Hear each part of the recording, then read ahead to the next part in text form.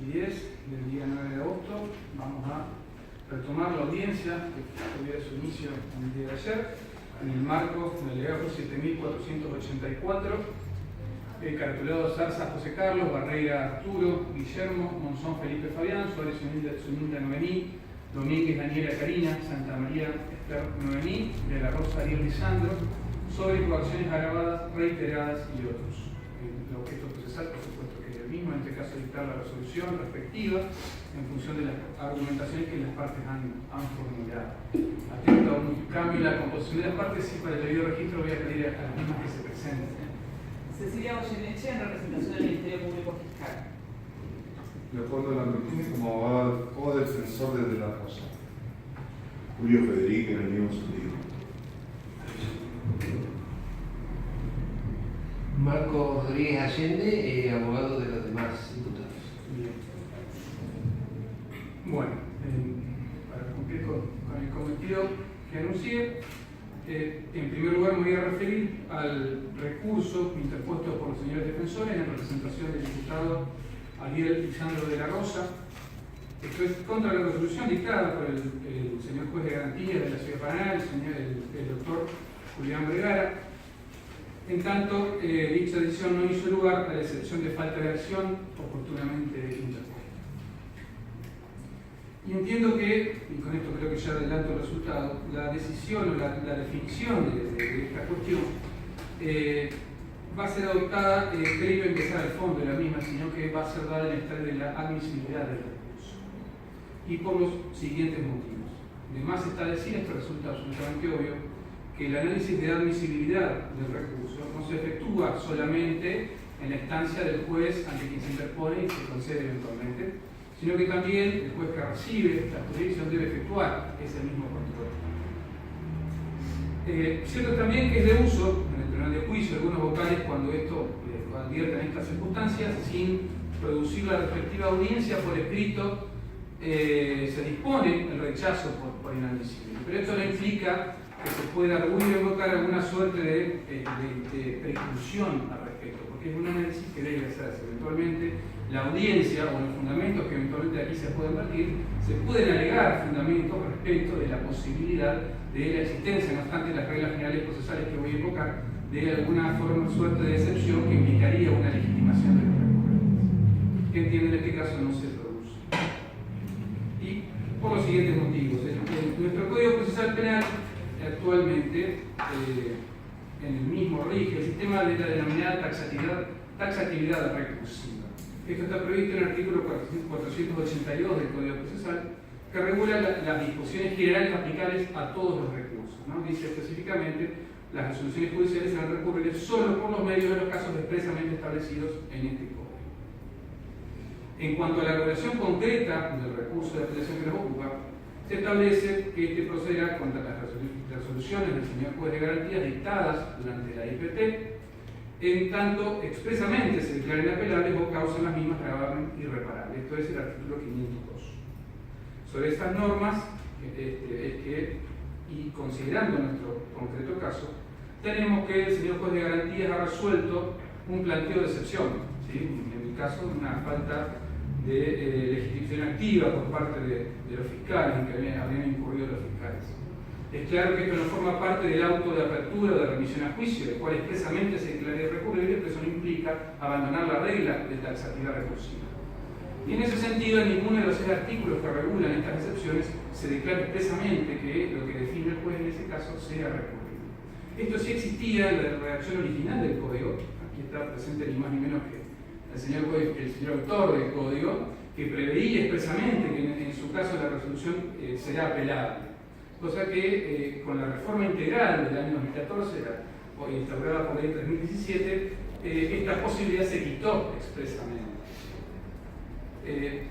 Esta restricción de recursos, sobre todo en las etapas previas al debate, de ninguna manera puede tomarse como una suerte de restricción de los derechos de las partes, sobre todo del imputado, que si no se podría entender como una afectación del derecho de defensa del juicio. Una de las manifestaciones esenciales del derecho de defensa del juicio es la posibilidad de recurrir.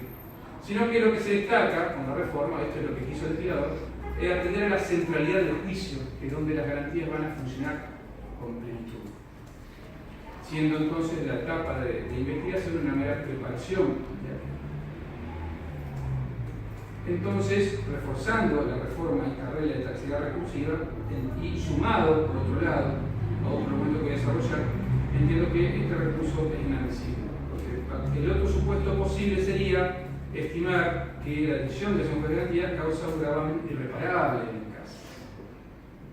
Y lo cierto es que al disponer el doctor Vergara la continuidad del proceso en relación al imputado de la Rosa, no se genera un perjuicio que sea de imposible reparación de ulterior reparación. Más allá de los importantísimos y muy profundos planteos que aquí se han ventilado en relación al fondo de la cuestión, es muy probable que si esta causa sigue hacia el estadio del debate, esos planteos se van a reeditar seguramente entre las partes, atinentes a cuestiones como si el hecho es típico o no es típico. Pero nuestra Cámara de Casación Penal, que es un criterio que ya creo que ha sido instaurado de forma permanente y pacífica, inclusive lo ha reiterado ya en muchos precedentes, inclusive hace pocos días, el 27 de julio, ha dictado un nuevo precedente en el mismo sentido, que fue invocado por el Ministerio Público Fiscal, este presidente Rodríguez, si bien con objeto de tratar el recurso por ello interpuesto, pero es plenamente aplicable aquí. En ese fallo habla expresamente de la reforma de la de 2017 y de esto de la limitación de las instancias impugnativas previas al debate y de la centralidad del debate.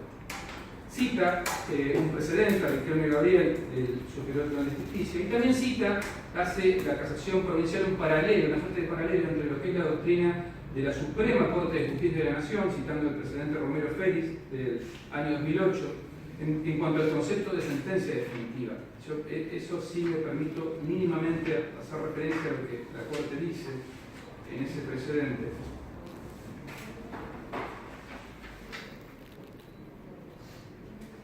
Establece que las resoluciones cuya consecuencia sea la obligación de ser sometido a proceso criminal no reúnen por regla general la calidad de sentencia definitiva. Y este es el paralelo que hace nuestra casación provincial con la exigencia de gravamen irreparable, entendiendo que se trata del mismo concepto. Por supuesto, esto implica negar que puede existir gravamen en el hecho de que los señores fiscales pretendan seguir ejerciendo una acción que a criterio de los recurrentes no tienen.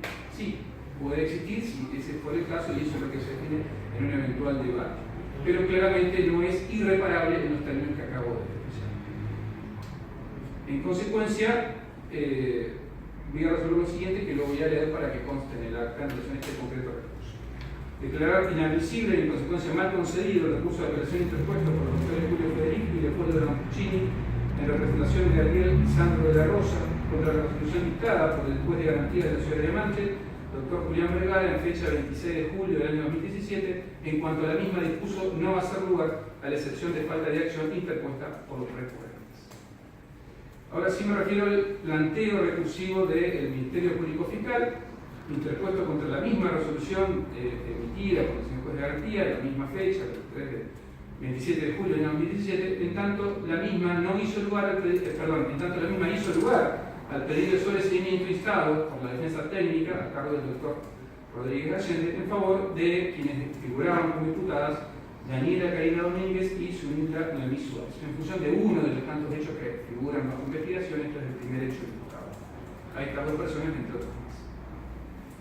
En primer lugar, claro es aquí que el recurso es admisible, lo dice expresamente el artículo 399 del Código Procesal Penal, que otorga legitimación específicamente a las partes, nombrando obviamente al acusador público. Y obviamente, este es el caso opuesto, aquí se generaría también un gravamen irreparable, porque esto pone en forma definitiva fin al proceso en lo que hace la inclusión de estas dos personas. Ahora, ingresando al fondo del asunto, pero ciñéndome a cuestiones procesales que entiendo definen acá el tema, también voy a apelar al mismo precedente que citó atinadamente el Ministerio Público Fiscal, el presidente Rodríguez, el reciente fallo, que no es más que una continuidad en esta línea, afirmando que asiste razón a los recurrentes en lo siguiente. Entiendo que efectivamente el señor juez de garantía será extralimitado en sus funciones al dictar un sobreseimiento, concretamente invocando el supuesto contenido en el inciso tercero del artículo 397. Esto es el supuesto que prevé que el hecho no fue cometido por el imputado. Porque entiendo que precisamente en dicho precedente, que se refiere a un caso muy similar, si bien con un devenir procesal diferente, que en el precedente que cita Rodríguez, nunca se hizo lugar, en todas las instancias se denegó el sobreseimiento, pero el razonamiento es el mismo. Y sobre todo porque la casación judicial toma una posición muy estricta y categórica en relación a esta cuestión. Se establece que en la etapa intermedia, que explica la casación, con el voto de los tres, la unanimidad de los tres actuales integrantes de la misma, el margen de apreciación que tiene el señor de garantía es sumamente acotado en el ámbito de la etapa intermedia. Y se decanta claramente la casación por la circunstancia de que la jurisdicción, en este caso el juez de garantía, tiene solo un control formal de la acusación en esta etapa y no un control material, porque las facultades investigativas, las facultades de apreciación de pruebas son muy restringidas, casi nulas.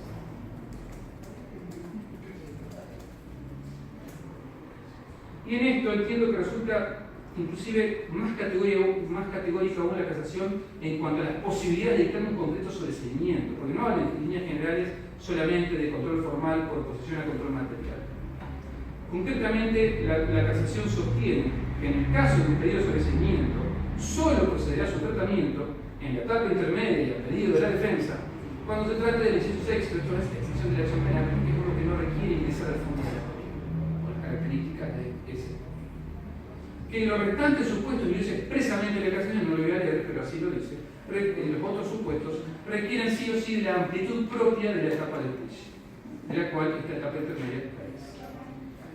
Ahora sí voy a efectuar una aclaración que pido, esto ya va por mi cuenta, corresponde hacer. Esto no implica que todos los insupuestos caigan en letra muerta y que solamente el juez de garantía pueda sobreseer invocando ese solo supuesto, entonces la extinción de la acción penal. Lo que entiendo yo en la casación quiere decir que en caso de controversia, de oposición expresa de las partes acusadoras, y que, lo cual obliga a ingresar al fondo de la cuestión, eso no lo puede hacer con el margen acotado que requerimos. Sí podría dictar un sobreseimiento, por otro supuesto, cuando es la misma fiscalía la que lo pide, por ejemplo, aplicando un decreto, por supuesto. Eso, entiendo, es el criterio, lo que quiso fijar la casación, inclusive con cita de otros precedentes, inclusive invoca un fallo de que no integra la sala penal del doctor Giorgio en una causa Reina, está referida en dicho precedente, y también un fallo de la sala penal Farías Lucero, donde también habla de esta limitación, ¿sí? esta clara y categórica limitación que tiene el juez de garantías en la cuestión de dictar sobreseimientos.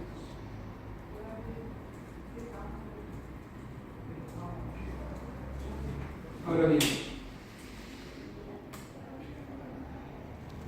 hay otro elemento que entiendo apoya mi decisión final.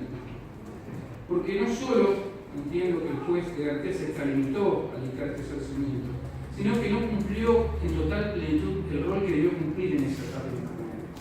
Que inclusive esto el juez es muy claro al indicárselo en el artículo 405. Que este artículo dice que el juez debe, no dice puede, intimar al Ministerio Público Fiscal si eventualmente observa que la acusación contiene deficiencias. Y dice, el juez de garantías ordenará al Ministerio Público Fiscal, indicándole un plazo adecuado para que subsane esas deficiencias. Este rol activo propio del que deben cumplir los jueces en estas etapas intermedias, por oposición al rol pasivo que debe sí o sí tener el tribunal. Y este es un rol que no ha sido, en este caso, cumplido en debida forma. ¿Por qué? Porque sí entiendo, esto sí a diferencia de lo que ha postulado oportunamente la Fiscalía, la acusación que con esta decisión de retroceder el proceso en la instancia previa del sobreseimiento va a pesar sobre estas dos personas, Domínguez y Suárez, contiene deficiencias.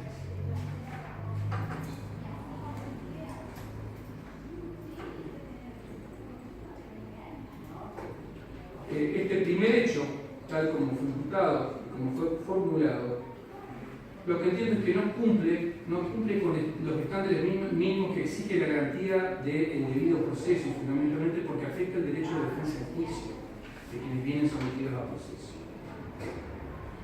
Y en este punto también hago otra aclaración. Así como el juez de garantía tiene la obligación funcional de intimar a que se superen las deficiencias para garantizar el paso de juicios racionales y adecuados filtrar pruebas para garantizar que los usos se realicen como debe ser y no pasen con pruebas, por ejemplo, sobreabundantes. Todo esto hace al papel proactivo de de garantía.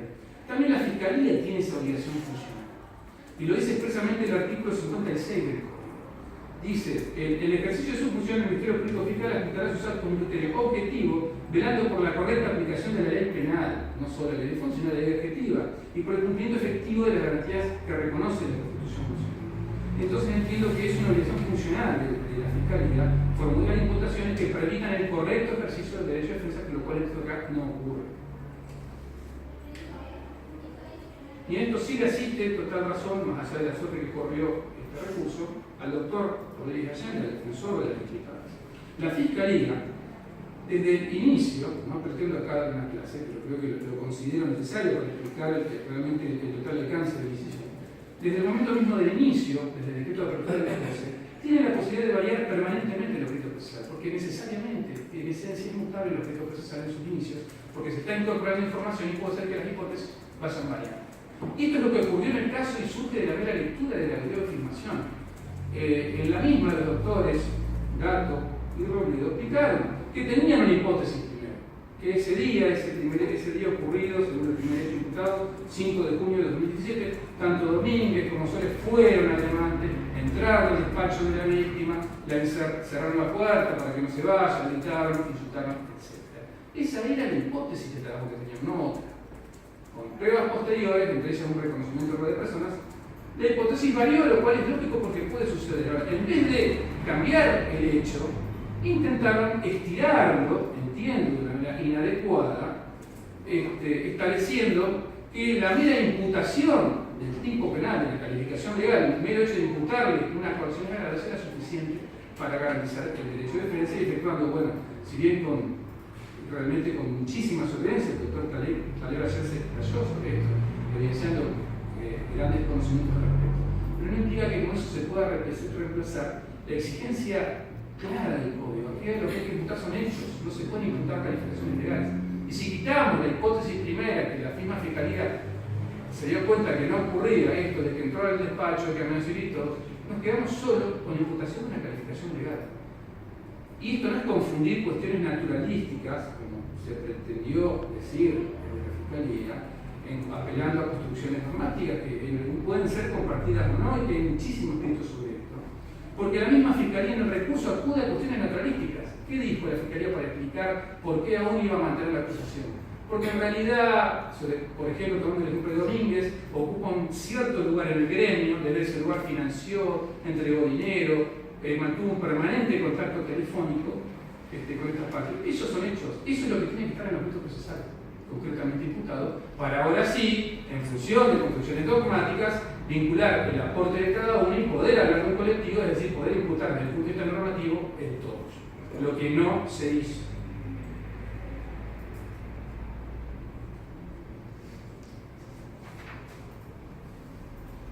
No se trata de no entender o no saber que se puede ser, por ejemplo, coautor a la distancia. No se trata de la discusión, que fue muy interesante, que en un momento se sostuvo entre el doctor Lamuchín y el doctor Caleco, con realmente mucha cita doctrinaria en cuanto a si se puede ser autor o coautor antes de la ejecución o necesariamente durante la ejecución. Hay muchísimos escritos sobre ello y posiblemente si esta causa sea juicio, eso será objeto de discusión. Se trata de cumplir con las garantías constitucionales e imputar hechos, no construcciones normativas. Y digo lo siguiente, no puedo dejar de destacar esto, porque como consecuencia de mi decisión, este proceso en función de estas dos personas se retrotrae a una etapa previa, al dictado de sobreseimiento, y si la Fiscalía decide continuar, como lo puede hacer, por supuesto que es su función con la acusación a su respecto, es como una especie de transferencia indirecta de las facultades que tuvo en su momento el juez de garantías que no cumplió de intimar a que subsanen estas deficiencias que en algún momento yo aquí las estoy señalando, para que no ocurra de mi jurisdicción ha quedado sujeta como juez de alzada en esta etapa a suceder una cosa similar y se eviten este tipo de audiencias que en este caso se podría haber evitado a través de este recurso con una intimación de juez de garantías que subsane o con un reconocimiento de los señores fiscales que podrían haber hecho que la hipótesis era otra y readecuar el hecho de insistir con esta construcción, es decir, forzar la cuestión. Por eso es que efectúe estas apreciaciones. Por lo tanto, entonces, paso a leer la parte resolutiva de lo que sería la definición de este segundo recurso. En ese sentido, resuelvo hacer lugar al recurso de apelación formulado por el Ministerio Público Fiscal contra la decisión del juez de garantía de la ciudad de Diamante de fecha 27 de julio del año 2017 en cuanto dictó el sobreseimiento de las imputadas Daniela Karina Domínguez y Zuniga Noemí Suárez por aplicación del artículo 397, inciso tercero del Código Procesal Penal, dejando sin efecto el mismo y disponiéndose a retrotraer el proceso al momento previo al dictado de la resolución impugnada en relación a las dos imputadas. Bien, no siendo para más, doy por finalizada la resolución.